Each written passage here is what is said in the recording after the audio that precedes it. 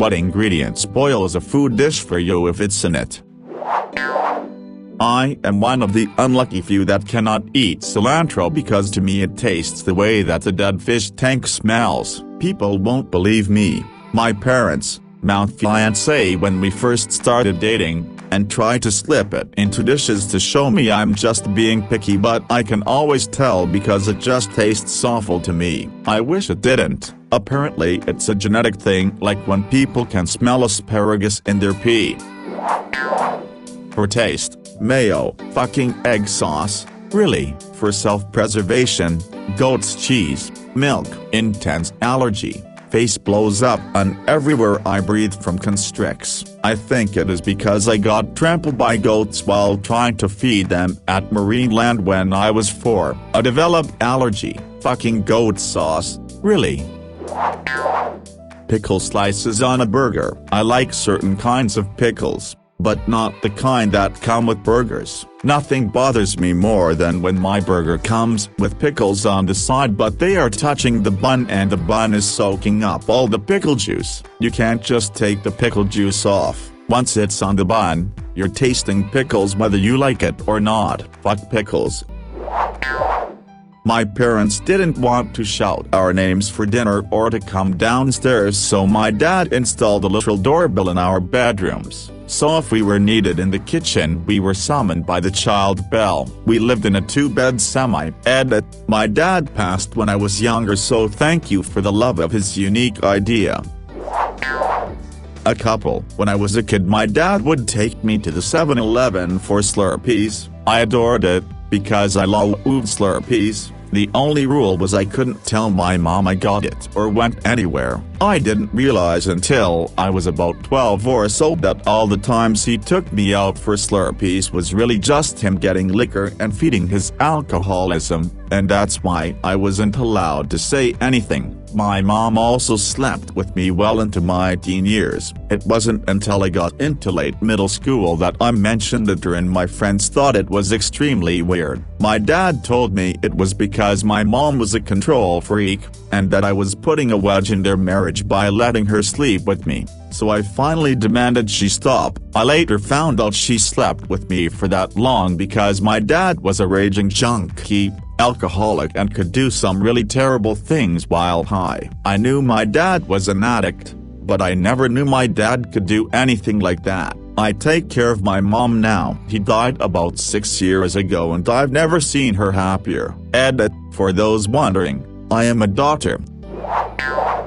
I always wanted candy from the grocery store when we were checking out. My mom told me it was illegal for the cashier to sell children candy if it wasn't their birthday. I was in 3rd grade before I realized it was untrue. When I was 8, our teacher made up a whole story about how he was dating a mermaid. He showed letters and trinkets and everybody in class believed him. I have to add we lived in a small town close to the North Sea and there is a lot of merman folklore in that part of the Netherlands. We must have told our parents, but everybody kept it up. The teacher managed to stick to the story pretty much the whole school year. Can't really remember how he told us that it was just a story, but to this day I feel that it was such a weird thing to do. I thought that it was normal to expect to be physically harmed when someone was mad at you, until I was a teen. My mom would beat me when she got mad, which was pretty often. Also I thought that mistakes were unacceptable, because I'd be beaten for even the smallest of mistakes.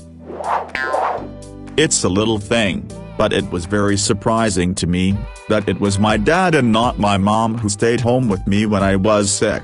Also, my friends all had stories of their parents trying to get them to go to school even when they were sick. My parents never did that, and even let me stay home a few times even when they knew I was faking it. I know it's hard for a lot of working parents to stay home with a sick kid, but all my friends at the time were pretty much from the same middle-class background as I was. And my father was a hospital physician and the head of his division at the hospital and also saw a lot of patients, so it was not easy for him to miss work.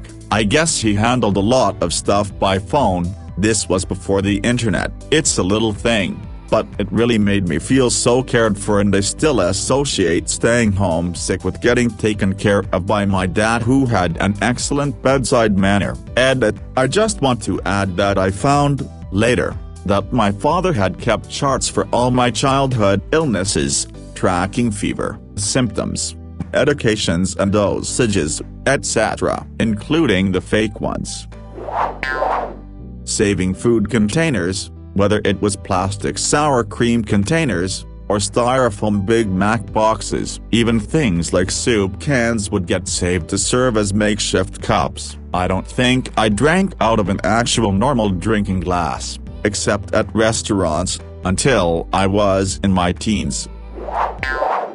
Random kids living at our house. I had 9 siblings, and my parents always had 1 or 2 other kids that had been kicked out of their homes living with us, usually friends of my older brothers and sisters. It wasn't until my 20s that I discovered that most had been disowned by their parents for being gay. Also had no clue that this wasn't normal for the 60s. I never had a curfew, so I would stay out much longer than my friends could. I also could stay up as long as I wanted. Most would think this was awesome. It was part of the iceberg on my parents not showing me they loved me or paying me any attention. Eating walnut makes your mouth burn. Every time I eat anything with walnut, was burning my palate, gums and tongue for a while after. It was like that from day one of my life, and I thought it's normal. You eat cake, your mouth burn. It's a package deal. Never questioned or mentioned that to anyone. I just assumed that's normal. I was in mid-30s and my brother mentioned that he had allergic reaction to walnut, and that his mouth were burning, so he had to go to Dr. ASAP. It took me 30+ years to find out that I have walnut allergy to some degree. I still eat it. I used to come home from school and just strip off completely nude, and stay like that for the rest of the day. It lasted until I was at least 16. I didn't stay shut in my bedroom either. Used to just stroll about the house hanging brain for all to see. Having a mom who would be admitted to the mental hospital a few times, having to have time split between grandparents because mom was mentally unstable and dad worked and I couldn't be left at his parents' house when he wasn't home. Later learned that was because my uncle had been accused of child molestation. Have a grandfather that was terrifying and enjoyed terrorizing me. Having a mother that I knew loved me but was emotionally distant yet coddled my older middle brother. I was in a group therapy session talking about our childhoods and I was like, I had a normal happy childhood, and then people started describing stuff and I was like, oh ... that reminds me of this ... and then I realized ... oh, guess it wasn't so normal. My Christian family used to celebrate Passover, as in, glass of wine out for Elijah, youngest kid asking ritual questions, ceremonial plates, the whole Seder package. Sometimes we did this as guests at a Jewish friend's house, but at least once, my very Methodist mother cooked a full authentic Seder menu in our house. I knew not everyone did this, but all my Jewish friends at school did, so I didn't think much of it. Then I transferred to a Catholic school and was shocked that most kids knew nothing at all about Judaism. The cute twist is that my parents had met at a Seder when they lived in NYC in the 1980s. One of Dad's law school friends was roommates with a co-worker of Mom's. The roommates co-hosted a Seder and decided to invite their Gentile friends to make it a bigger party. The more the merrier, and so a Methodist and a Catholic sat together, got to talking, swapped numbers, went on a date, went on more dates, got married, and produced 2 kids. They had us celebrate Passover because it was a part of their story, and our origin stories. Honestly, it was just got a disinclination and abusive everything was. Having my entire paycheck from my first job be taken for bills and maybe getting a dinner or at the Chinese food restaurant as payment, being the only girl being responsible for vitamins and babysitting everything, Being forced to be the adult as a child but not given any respect, the weirdest, babysitting every single weekend, many times both my siblings and the children of my parents' friends, so they could go get drunk at a swingers club, being told things that happened at the swingers club that a preteen should never know about her parents. My group of friends and I convinced ourselves we were actually possessed by demons and lived like that for months. It wasn't the playing light as a feather stiff as a board as sleepovers witchcraft phase that most girls have. It's like we made our own little cult. When we got together, the Ouija board came out and we spoke to Satan in tongues and got half naked. We told each other about prophetic visions our demons told us about people we didn't like dying. None of them did. We didn't sacrifice animals, but we would find already dead ones, lizards and birds mostly, and do ceremonies around it before burning it. We weren't goth kids either. We dressed and acted normal most of the time. We just had this fucked up little secret imaginary satanic thing going on. I think it's because our environment was unbearably evangelical Christian and we needed to act out some way. I assumed others did weird things like that. But I think our group went a bit too far. It was my dad being grump and yelling at my mom all the time. Really, it was them bickering constantly. Oh, also pinching each other on the butt randomly. Having an incest pedo grandpa who not only assaulted his daughter but also his great-granddaughters and paid 2 other members of the family by marriage for sex, and was never confronted in any way, shape or form. It was just weird how everyone in the family acted like he was a good man and still treated him with respect and spoke highly of him and even defended what he did by never telling authorities. Thankfully he's dead and the death wasn't too peaceful.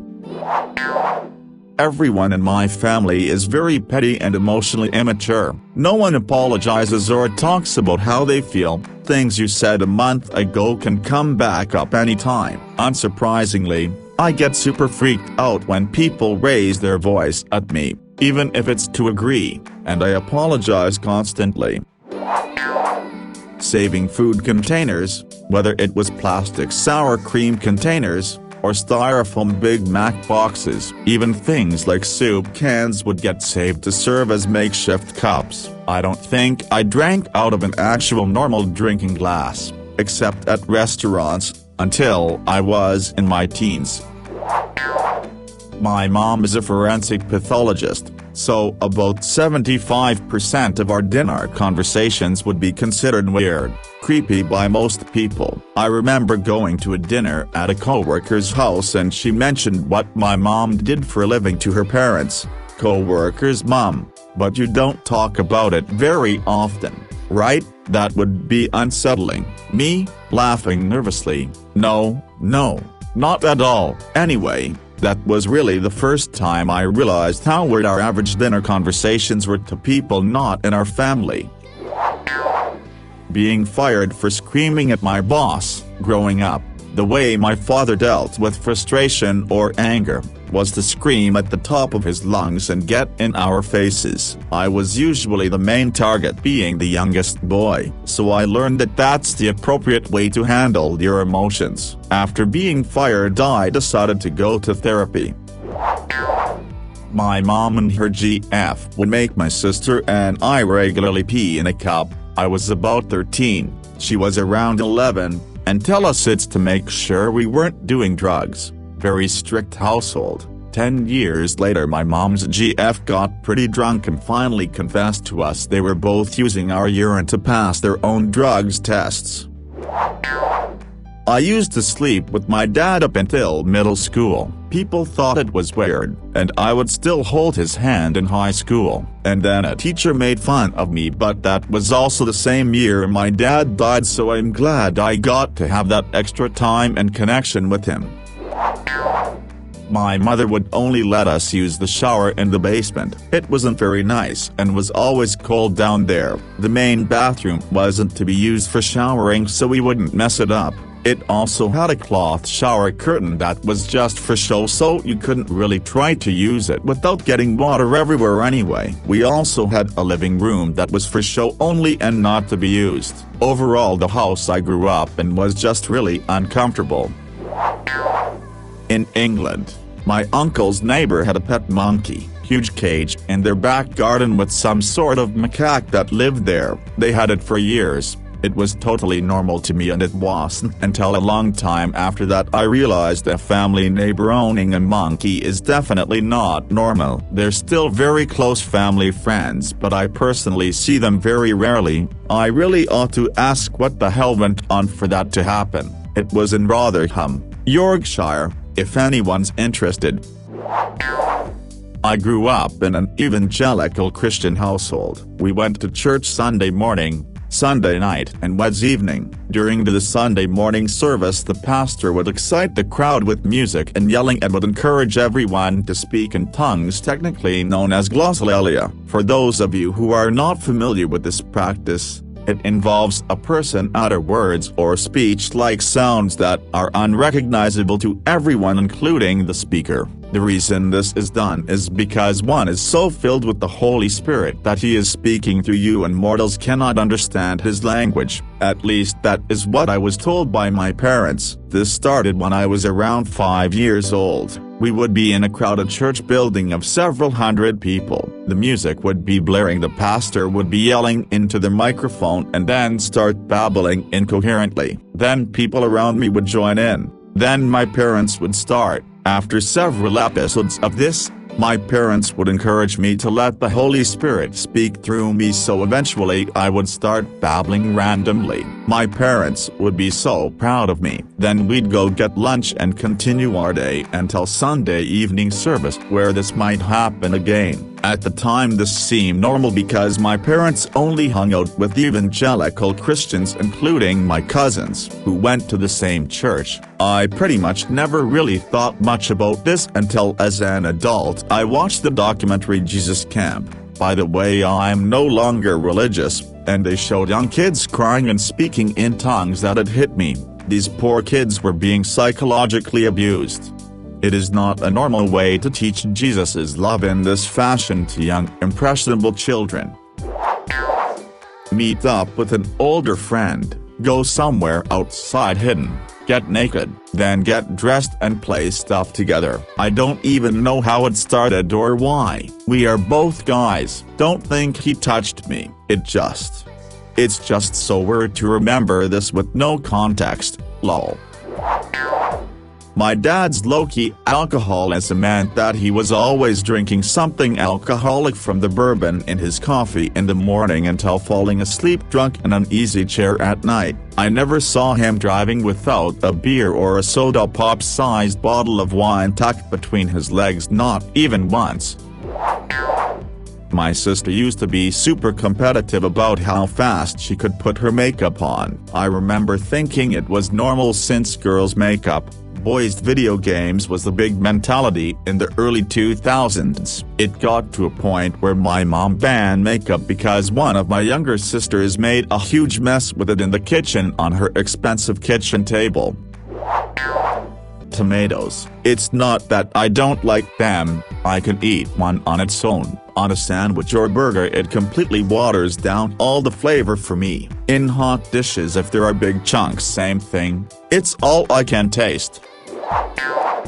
Cilantro. Coriander. I got doubly screwed. Not only do I have that genetic mutation that makes it taste and smell like soap to me, I'm also allergic to the leaves. I can't even touch it without getting a rash on my hands, and just being around it makes me queasy because it's not a clean, pleasant soapy smell, it's a noxious and overpowering one. To make matters worse, I'm the only member of my household who can't eat the stuff, and the rest of them love it and add it to their own portions of all kinds of foods. Onions. If I can't see them and don't know about them because the taste blends in totally fine. If I see an onion or, God forbid, crunch on one, I have approximately 2 seconds before I'm throwing up. I'm 28 now and have never bought or cooked with an onion. Many of my friends say my cooking is some of the best they've ever had, so I do not deem them necessary in any way. Mustard. I literally cannot stand it, not in just the I don't want it in my burger way. If someone makes a roast, I can immediately tell if they use mustard to coat it. If there are steaks, I can smell that nasty mustard before I even slice into it. Salads. I legit don't eat any potato or macaroni salad because people are always putting in a tablespoon for disgusting mustard. Only 2 exceptions: deviled egg and a dill and mustard sauce I learned from HelloFresh. Why because I can definitely taste the mustard in them both, but I think it tastes wonderful. Post-COVID, my husband's taste buds are scrambled and things he used to love now taste like moldy socks. The biggest loss was basil. I miss cooking with basil so much, but it smells and tastes like a burnt moldy stank to him and he can't stand it. The worst part is he will crave things he can't eat anymore. He will crave how they used to taste, but when he tries to eat them it's just burnt mold.